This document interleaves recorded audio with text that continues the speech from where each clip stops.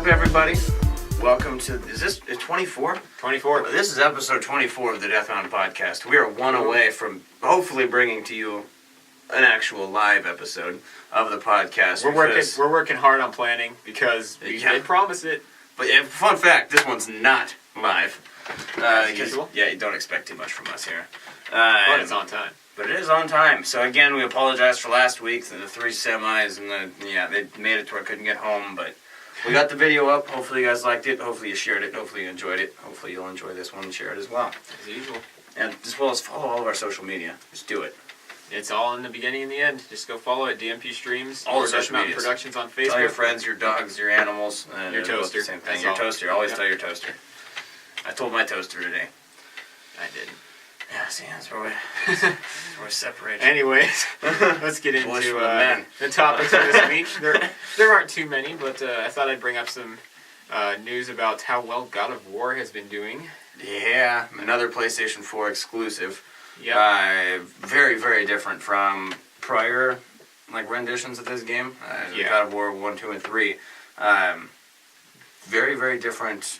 Just gameplay in general. They really pushed the narrative, whereas God of War was very gameplay based just in the general back then. They really pushed the story, the narrative, and the way that everything progresses. They basically pulled a Breath of the Wild kind of transformation of God of War. Like a complete flip of the entire series. And Super Mario Odyssey did to Mario games. Added another character, so the focus isn't on primarily one character. Yeah. And they shifted Kratos' role too, so that was really cool. Yeah, it's gonna be, exactly. It's gonna be pretty sweet. Now. So, I mean, it is, isn't it out already?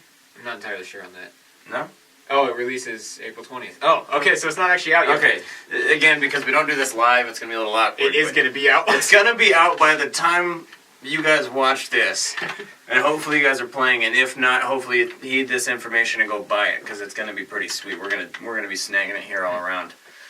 Giving it a shot. I still got to beat Far Cry 5, but... The critics that have gotten their hands on it, though, they've really been enjoying it. Raving about it. Lots of perfect scores. They got the infamous 10 out of 10 IGN, and some other high scores, 9.75 from Game Informer, 9 out of 10 from GameSpot. They're currently sitting at 95 on Metacritic, which isn't the highest. Breath of the Wild is 97 recently. I think Mario Odyssey was up there too. But this 95 is very, very respectable, especially for a non-Nintendo, a lot of non-Nintendo Nintendo games that are on that. Well, yeah, because I was going to say GTA 4 is up there, Ocarina of Time, just Mario, Nintendo games in general pretty much always hit up on top of that. Which is pretty big that Sony released such a big title right now. Because they just, earlier, was it this year or late last year, released Horizon Zero Dawn. Horizon Zero Dawn was early last year. That only got 89, and that's considered one of the best games this generation. So 95 is very high. This is huge. So hopefully the reviews actually hold true to what the fans want out of this game. But, so that's why I always encourage not just going to scores, but I like to watch a bunch of people's... I like to watch a bunch of reviews unless you want to really stay spoiler free. But I just like to see a bunch of different people's opinions because usually that's how reviews go. That's why they're not all the same. But this kind of drives into a further point is once again PlayStation just comes out with massive these big games that just always have high Metacritic scores and just constantly. True. Every single one they come out with the first party IP. Naughty Dog hasn't even had one for a while. It's been all these other developers that have been stepping in.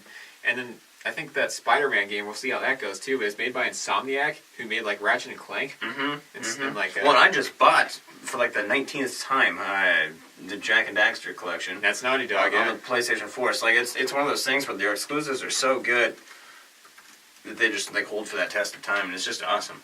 Yeah, exactly, and that just goes to show that Nintendo's been doing great too. Super Mario Odyssey has been doing great.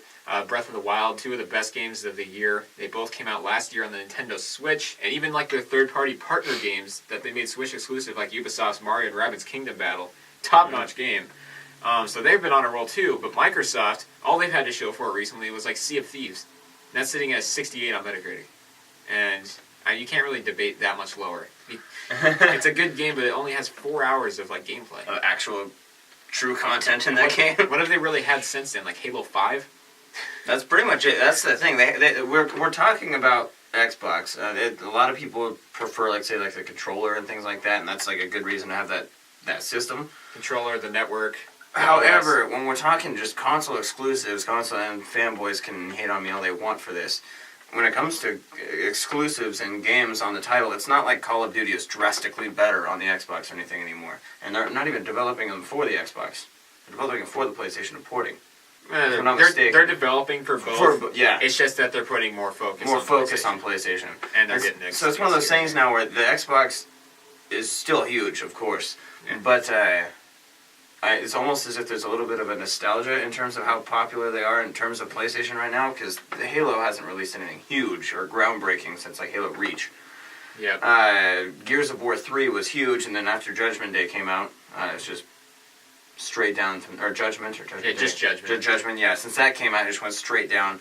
It's just, I don't know what their plan is. I'm hoping that they start kicking into gear, because that's what helped Sony do their games so well. I still think it's so dumb that they canceled the Fable game and shut down that developer. I think it's so dumb that they canceled Scalebound, which is by the same developers of like Bayonetta and stuff. That was a huge game that was supposed to come out in development for so many years. They showed it off so many E3s.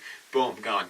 And I'm a big Microsoft fanboy alone, but it's a little odd to me to be seeing this market for Xbox. It was so big with the Xbox 360. It just sort of, it feels like it's getting put on the back burner a little bit. Yeah. With the PS4, they released this Xbox One X, awesome console. Most powerful. And what do we get to play on it? Sea of Thieves with a 68. You can play the same games you score. can on PlayStation, well, except for Sea of Thieves. Yeah. And all the other multi-platform games. You just have to play them a little lower quality on the Pro. They're still pretty good, but if you're going to play games at the highest quality, you'll probably have a PC anyways. Mm-hmm. So it's just one of those things where, like, it's cool that they released the Xbox One X, but it seems that they just didn't release much firepower behind it to actually, like, showcase why you're spending $500 on a console. Yeah, so just all that in general. It's God of War's been doing great. Sony's been doing great. But Polygon even gave God of War a 10 out of 10. That's right. Which means nothing to me, because we don't like Polygon very much. It's true. But I just figured I'd throw that out there, because I like throwing shit on Polygon. Fair. Yeah, same here. Because they just have the worst articles. Anyways, yeah, so... But a 10 out of 10, I can get behind this one. Yeah. I see. But yeah, anyways, we need to move on from this. Let's move forward.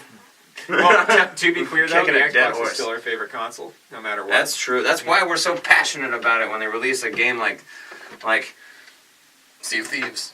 Exactly. We're stuck with that. Everyone else gets these God of War thing. We'll be playing it, but it's still not the same. No, always Xbox. Anyways. Tried and true. We've beaten that horse dead, so let's get on my line. I already said that. Oh, whoops. Whatever. I can't think. Anyways, it's because of this crazy crap.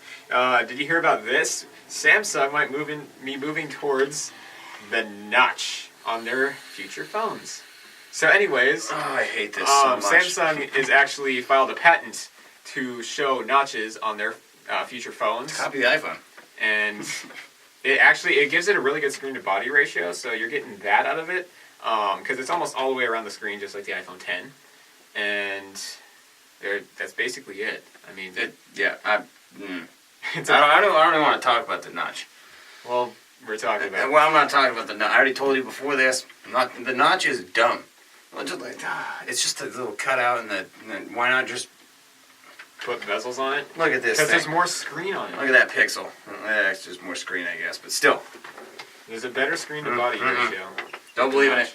Yeah, if you like that so much, you can continue talking about it. I'm going to go out there and play my Pixel.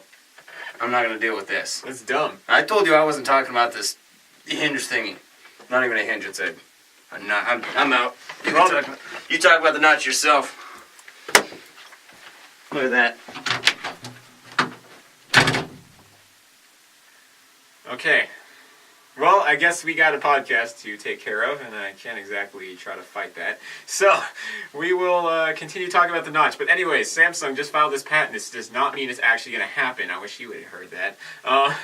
But it has... if you've seen the iPhone 10, you know what a notch looks like. It looks almost exactly like that, maybe a little bit smaller. So then they put like the notifications on the top, and then it has just the wraparound display. So there's a lot of display that can be covered by it. And again, you all just think iPhone 10. But the thing about it that's interesting is Samsung has always been the lone holdout. They even made fun of Apple in their commercial, the growing up commercial, where they basically were just showing like how the Samsung phones had progressed compared to iPhones, like waterproof and stuff, and wireless charging.